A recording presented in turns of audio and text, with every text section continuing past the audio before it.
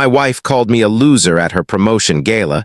She didn't know I own the company, and had been the one recommending her promotion. Before we dive deeper, go ahead and like this video. Subscribe to the channel and let me know in the comments where you are watching from. We will be excited to have you join our growing family of enthusiasts who enjoy the wonderful stories told on this channel. And the night my wife called me a loser was the night she finally revealed who she had become. The hall was dressed in wealth. Crystal chandeliers, polished floors, soft music playing in the background. Executives stood in small circles, laughing quietly, glasses raised. It was a promotion gala. Her promotion gala. She stood near the center of the room, radiant in a gown the company paid for, accepting congratulations, basking in attention. This was the life she had always wanted. The gala had been arranged by the company, my wife's company. She had just been made the managing director of the company. Though univitted, I stood a few steps away, unnoticed at first, watching quietly. Then she saw me. Her smile faded. She looked me up and down, eyes narrowing as if my presence alone offended her. She excused herself from the group, walked toward me, and stopped just close enough for others to hear. "What are you doing here?" she asked sharply. I opened my mouth to respond, but she didn't let me. "This gala isn't for everyone," she said, her voice rising. "It's for top company executives, not people like you." A few heads turned. Someone coughed. Someone laughed under their breath. She crossed her arms and added coldly, "I told you not to come. You're embarrassing me." I stood there silent, feeling the weight of every stare. She shook her head and said the words that cut deepest. "You're a loser, Elliot. You don't belong in a place like this." Then she turned her back on me, returning to her circle of executives, as if I were nothing more than a mistake she'd momentarily acknowledged. She didn't know. She didn't know that the company celebrating her promotion existed because of me. She didn't know that the man she had just humiliated owned the majority of the company she was so proud of. And she didn't know that this night, the night she tried to make me feel small, was the beginning of her fall. But this story didn't start here. It started years earlier, when neither of us had titles, money, or power. It started in college, when she first met me. I met my wife in our final year of college. Her name was Clara Moore back then, before the titles, before the ambition sharpened her voice, before success became her personality. We were seated 2 rows apart in an economics lecture that neither of us was paying attention to. I remember because she kept sighing loudly, tapping her pen against the desk, rolling her eyes every time the professor turned to write on the board. At one point she leaned back, turned toward me and whispered, "Does he ever finish a sentence without quoting someone dead?" I smiled before I could stop myself. "No," I whispered back. "I think it's a requirement." She laughed quietly, softly. That was the first time. After class, she caught up to me outside the building. "Hey," she said, adjusting her bag on her shoulder. "You're funny. What's your name?" "Elliot," I replied. "Elliot Moore."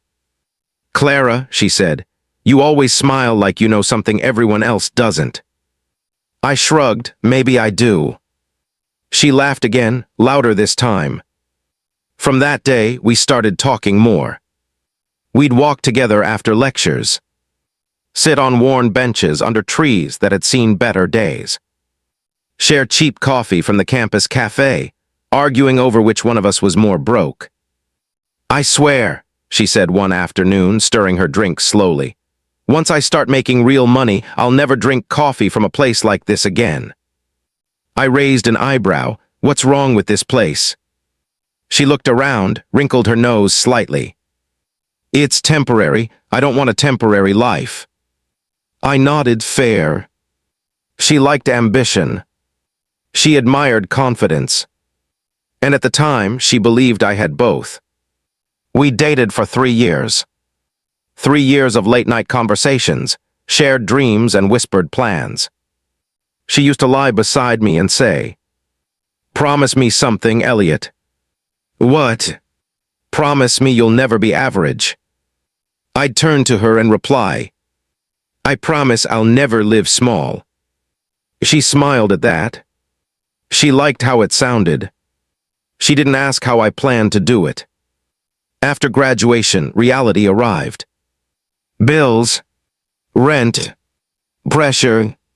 She was always vocal about where she wanted to be. "I don't want to struggle forever," she said one night, sitting on the edge of the bed. "I want stability, respect. I want people to look at me and know I've made it." I sat beside her. "We'll get there." She studied my face. "You say that very calmly." "I mean it," I said. She nodded slowly. "I just hope you do." A year later, I proposed. Nothing extravagant. No orchestra. No diamond the size of a promise. Just the two of us standing on a quiet street, streetlights glowing softly above. She looked at the ring, then at me. "This is it?" she asked, half smiling. I swallowed, "For now." She hesitated just for a moment. Then she smiled wider and said, "Yes." We got married soon after. Small wedding. Few friends. Lots of hope. What she didn't know, what I had already chosen not to tell her, was that my father had quietly transferred the family business to me months before the proposal. No public announcement. No headlines. Just a private decision. "Power works best when it's invisible," he told me. So I stayed quiet. I took a modest job. Dressed simply. Lived plainly. And when Clara got her first job interview at Sterling and Crown Industries, I made one phone call. She thought she got the job on merit. I let her believe that, because at the time, I still believed love was enough. Clara got the call on a Tuesday morning. I remember because she answered her phone with one hand while brushing her hair with the other, pacing the small bedroom we shared. "Hello," she said, her voice suddenly polite, careful. I watched her expression change. Her eyes widened. Her mouth parted slightly. Yes, of course I understand," she said quickly. Thank you so much." She ended the call and turned to me. "I got it," she said. "Got what?" I asked, though I already knew. "The job," she said, breathless. "Sterling and Crown, Elliot, I got the job." She laughed, then screamed, then threw her arms around my neck. "They saw something in me," she said, pulling back, eyes shining. "They recognized me." I smiled. I knew they would. She pulled away slightly and studied me. "You're not surprised at all." "I told you," I said calmly. "You belong there." She nodded, but something in her expression shifted, as if my confidence made her uncomfortable. Her first weeks at the company changed the rhythm of our lives. She came home later, dressed sharper, spoke faster. She'd drop her bag by the door and say things like, "You wouldn't believe how clueless some people are in that office." I'd ask, "What happened today?" She'd sigh, kicking off her heels. Meetings, endless meetings. I swear if I were in charge. I listened always. One evening, while eating dinner, she said casually, "Do you know how many executives drive luxury cars there?" I looked up. "How many?" "All of them," she said, smiling. I felt underdressed just parking beside them. I chuckled. "You'll get there." She tilted her head. "Will we?"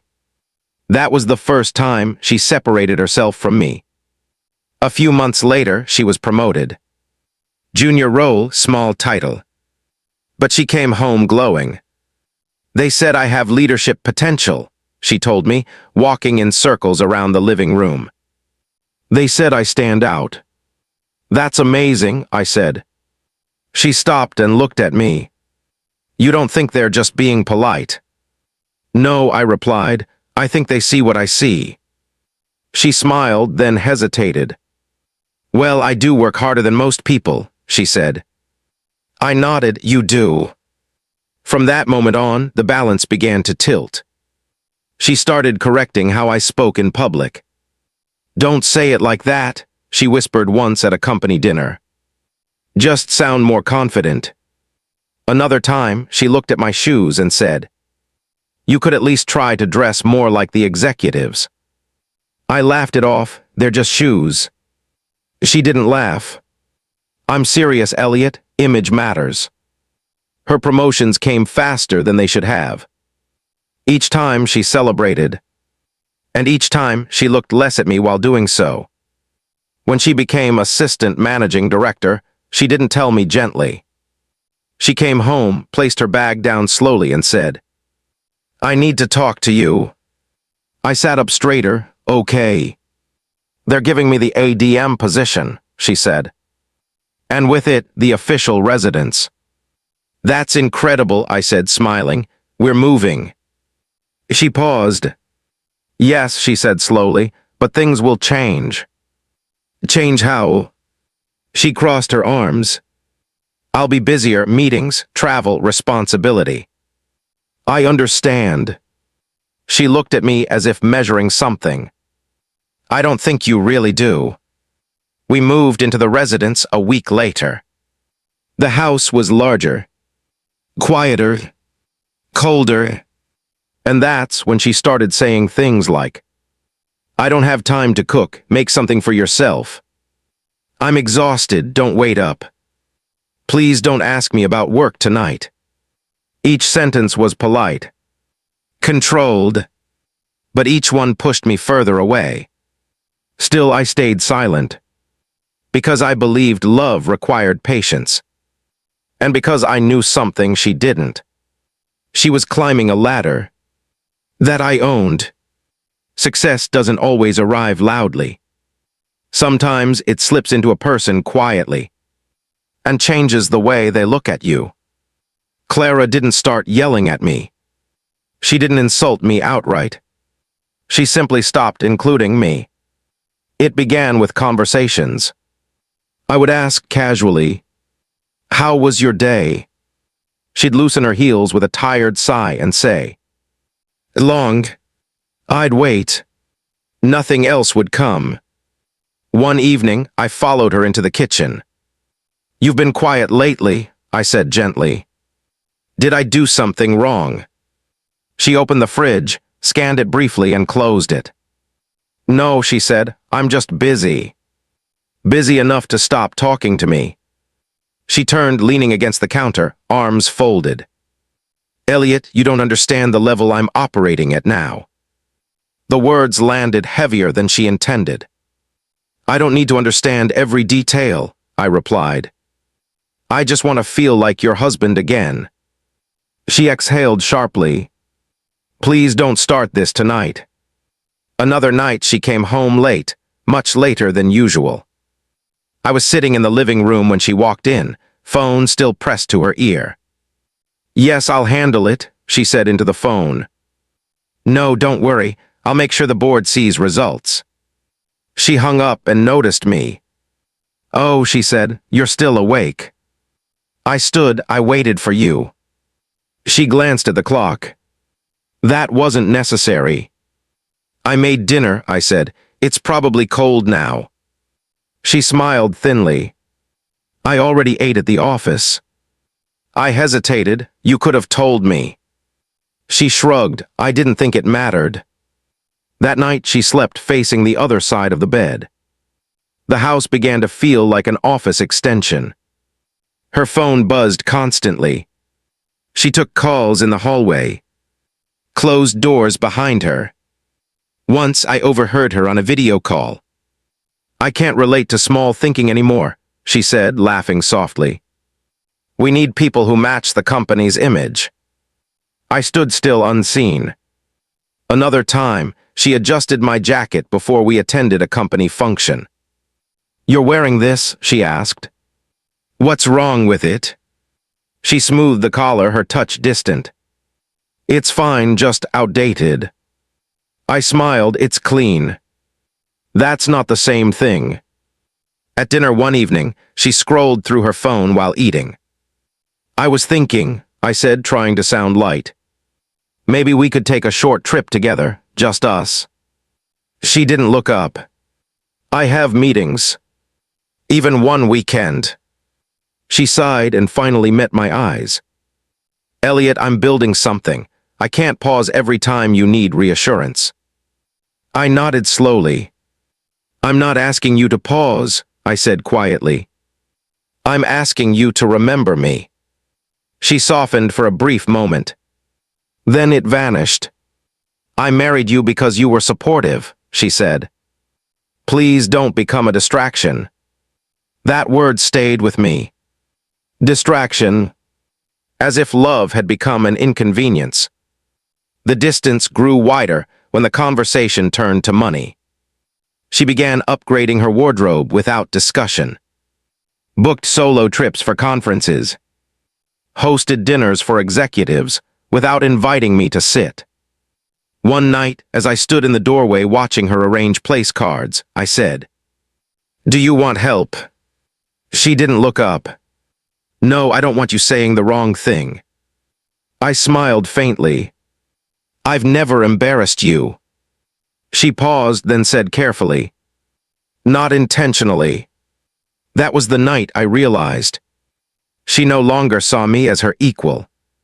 Yet, despite everything, I still defended her to myself. I told myself she was stressed. That success came with pressure. I told myself love meant endurance. And while she was climbing higher, speaking louder, dressing sharper, looking past me, I remained silent. Because I knew something she didn't. Her rise wasn't accidental. The conversation that changed everything didn't happen during an argument. It happened during dinner. Or rather, during what used to be dinner. I sat at the table alone, plate untouched, while Clara stood near the window, phone pressed to her ear, nodding slowly. Yes, she said. I agree. I think the transition would be seamless. She paused, listening, then smiled. That's very kind of you to say. She ended the call and remained standing, staring out at the city lights as if she were looking at a future that no longer included me. You look pleased, I said gently. She turned, her expression composed. They're considering me for managing director. The words hung in the air. I stood, that's incredible, Clara. She watched my reaction closely, as if searching for something. You're not worried, she asked. About what? About the pressure, the responsibility, the lifestyle change. I smiled. You've been preparing for this your whole life. She nodded slowly. I recommended myself. I raised an eyebrow. You did. Yes, she said calmly. I told the board I was ready. There was no hesitation in her voice. No humility. Just certainty. Over the next weeks, everything accelerated. She stayed out later. Took calls during meals. Spent entire weekends reviewing reports she never showed me. One night, I brought her tea while she worked in the study. She waved me away without looking up. Not now. I hesitated at the door. You haven't eaten. I'm not hungry. You said that yesterday. She finally looked up, irritation flashing across her face. Elliot, I don't have time for this, please. I placed the cup down and stepped back. Okay. The promotion came quietly. No announcement at first. Just a sealed envelope placed on the dining table. She opened it slowly, then laughed. I got it. I smiled, managing director. Yes. She exhaled deeply. They're giving me the official residence. That's wonderful, I said. We'll move again. She didn't respond. Clara. She folded the letter carefully and set it aside. "No," she said. "No, what?" "You won't be moving with me." I stared at her. "What do you mean?" She crossed her arms. "The company will reclaim this residence. I'll be moving into the MD quarters." "And me?" She avoided my eyes. "You should find a place, somewhere close maybe." My throat tightened. "You're asking me to leave." "I'm saying it's better this way."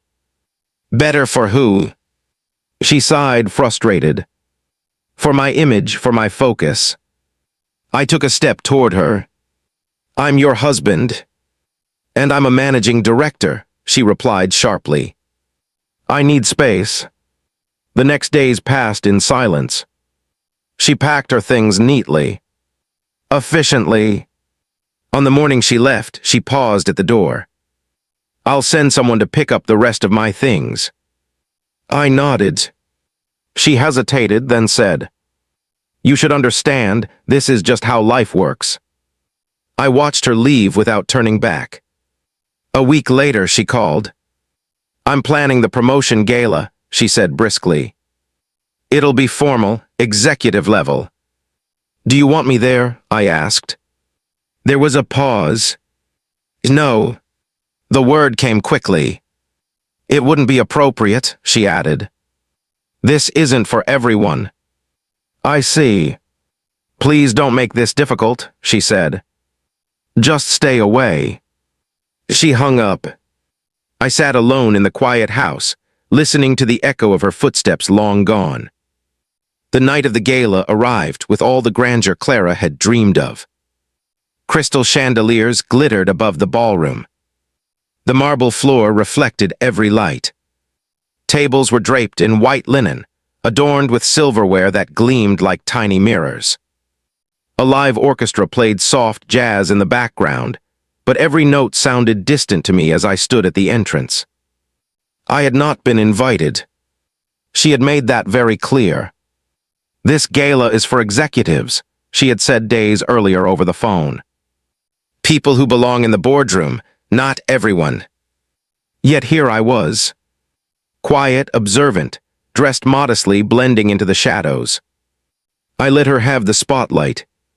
I didn't move forward. I didn't announce my presence. Until she saw me. Clara froze for a fraction of a second. Then her eyes flared. "You're here?" she asked sharply, voice rising just enough to draw attention. I nodded slowly. She stepped closer, hands on her hips, and leaned forward slightly. "Elliot, this is not, you don't belong here." I remained still, hands folded calmly behind my back. "This gala," she continued, gesturing at the glittering hall, "is only for top executives, people who have contributed, people who have earned it." Her gaze was sharp, scanning the crowd, daring someone to agree with her. I didn't move. She gestured at a nearby waiter. "You see him, get him out now." The waiter hesitated, unsure. I stayed silent. The orchestra continued playing. A few heads turned. Some whispered. Some stared at the confrontation quietly. I said, "Remove him," she said, her voice sharper now, a hand tapping impatiently on the table. Before anyone could act, the president of the company, the second majority shareholder, stepped forward. Tall, imposing, a man used to authority. He cleared his throat. "Clara," he said firmly, "step back." Clara's face twisted in irritation. "This man is uninvited. He has no right to be here." The president didn't flinch. "He has every right to be here." Clara's jaw dropped slightly. "Excuse me." He gestured toward me. "Elliot Moore, majority shareholder of this company. Without him, your promotions, every step you took here would not have happened." The words hung in the air like thunder.